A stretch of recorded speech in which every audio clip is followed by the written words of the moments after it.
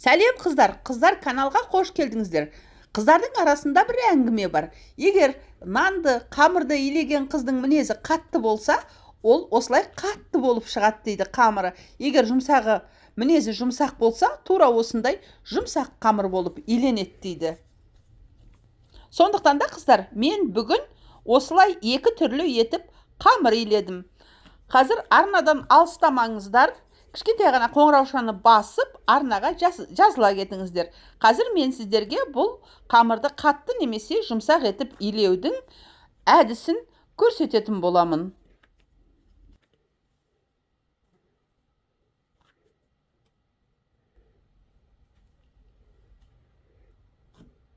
Мінекей өздеріңіз көріп тұрғандай, ең алдымен мен екі ыдысқа ұн салып алдым. Бірдей көлемде. Екеуінің де ортасын аштым. Енді бер жағындағысын жұмсақ қыламын, ар жағындағысын қатты қыламын. Екеуіне де жұмыртқа саламыз. Жұмыртқа, тұз, су. Басқа ештеңе салмаймын. Әншейін жылы су. Кей қыздар айтады, егер сұп-суық мұздай суға илесең, қамырыңыз қатты болады дейді. Ол да олай емес. Мінекей, жұмыртқаны салып, суды құйдымдағы тең ортасын шұңқыр қылып алып, содан кейін илеген кезде ортасынан бастап илеп жатырмын. Қыздар, шет-шетіндегі ұнға соқтықпадым. Ортасынан бастап ақырын қосып отырмын. Ақырындап қана қосып отырмын. Бұл жұмсақ болатын қамыр, қыздар.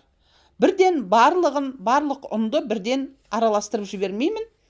Ортасынан бастап қана. Мінекей араластырып қосып отырмын. Аз-аздан ғана, мінекей, жұмсақ болып иленіп келе жатыр. Өткен жылы бір қыз айтады, мен қатты басам, қамырды, сонда да менікі жұмсақ болып кетеді дейді. Ол жерде басқанның да ешқандай бұл жерде рөл ойнамайды. Мінекей өстіп, ақырын ғана қосамыз ұнды. Аздап қана қосамыз.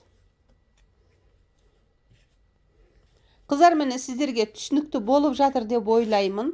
Шамам келгенше түсінікті етіп көрсетіп жатырмын. Мінекей, ең соңында кішкентай ғана ұн қалған кезде қолымдағы ұнды сиырып жатырмын. Ұнмен араластырып. Қолымдағы қамырды түсіріп жатырмын. Егер суыңыз аз болып кетсе, ақырын қосып отырсаңыз болады. Мінекей, қазір менде өте жұмсақ қамыр иленіп жатыр.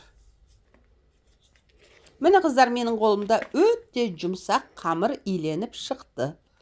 Бұны мен үйде екеуміз ғана болған кезде мантыға осындай етіп қамыр илеймін. Тез жайылсын деп.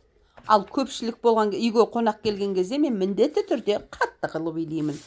Сол кезде жасаған мантым тікірейіп, әйбат болып шыға келеді.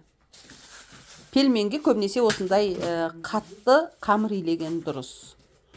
Бұғанда тура жаңағындай бір жұмыртқа қостым, ортасын шұңқыр қылып алдым. Енді дұрыстап тұрып қараңыздар. Суды құйдым, жаңағындай шет-шетінен ақырын ұнды қоспаймын. Енді мен бірден шетінен бастап толық араластырып жіберемін. Міне, көрініп тұр ма сіздерге? Бүкіл ұнның бәрін қосып жібердім.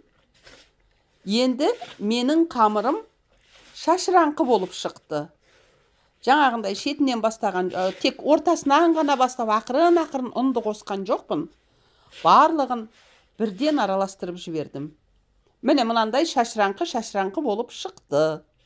Енді осы шашыраңқы болып тұрған қамырды бір-бірімен біріктіретін болсақ, бұл тастай қатты қамыр болып шығады. Қыздар, ешқандай оқуы жоқ. Қамырды қатты немесе жұмсақ қылып илеудің әдісі осындай ғана. Болды.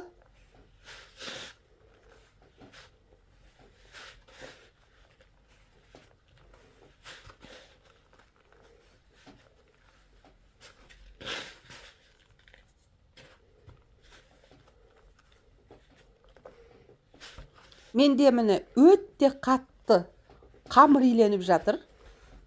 Тіпті бір-біріне бірікпейді. Бірақ мен біріктіруге тырысамын. Тастай қатты, қыздар. осылай қылып илеген дұрыс. Міне мынау кішкене суы аздау болып кетті, аздап су құйып жібереміз. Осы қалған шашырап тұрған қамырды осылай аздап су құйып жіберіп, бөлек илейміз дағы ана көп қамырымызға қосып жібереміз. Қыздар, қамырды өте қаттығы билеген жақсы. Осылай тас қаттығы билегеннен кейін оның бетін целлофан мешокқа орап, сәл қойып қойыңыздар 1 сағатқа шамамен. Сол кезде ол нағыз өзінің бабында тұрады, қыздар. Нағыз бабында. Аздап сұйық май құйып жіберсеңіздер болады. Бұлай қатты қылып илеген қамырдан манты өте тамаша болып, өзінің пішінін жоғалтпай тұрады, қыздар. Міне өте қатты қамыр шықты.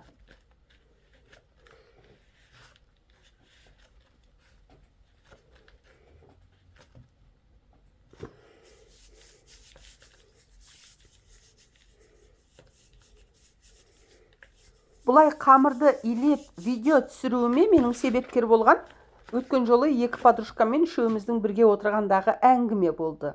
Сонда бір подружкамның айтқаны: мен қамырды қанша қатты илеймін десем де жұмсақ болып кетеді дейді.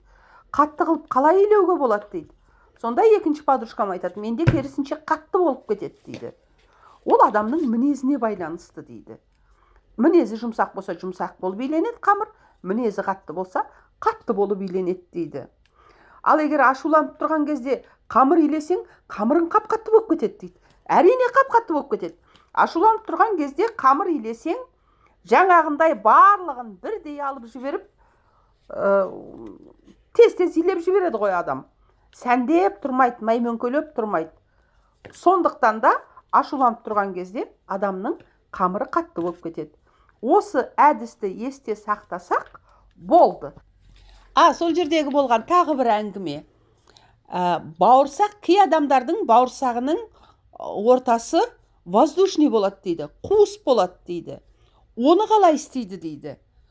Сол туралы келесі жолы видео түсіретін боламын. Бауырсақтың ортасы қалай қуыс болады. Воздушный бауырсақ, үлкен бауырсақ. Қыздар, давайте пока. Арнаға жазылып, кішкентай ғана қоңыраушаны баса кетіңіздер. Сіздерге әйел бақытын, ана бақытын тілеймін. Пока!